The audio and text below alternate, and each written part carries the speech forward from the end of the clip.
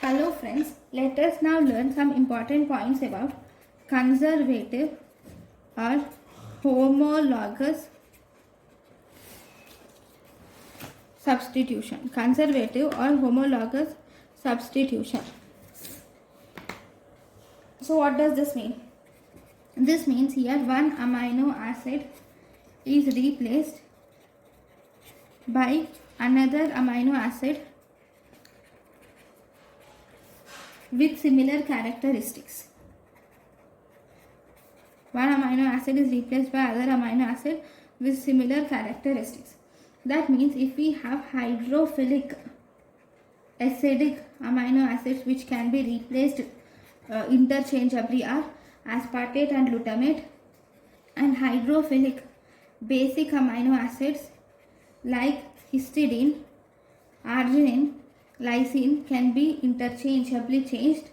Then we have polar uncharged amino acids like serine, threonine, glycine.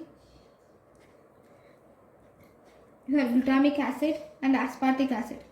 Serine, threonine, glutamic acid, aspartic acid can be changed.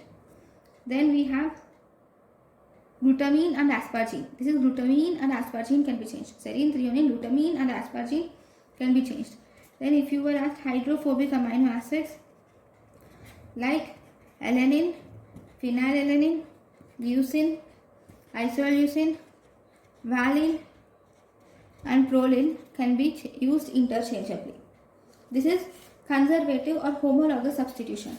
We have one more substitution which is called as non-conservative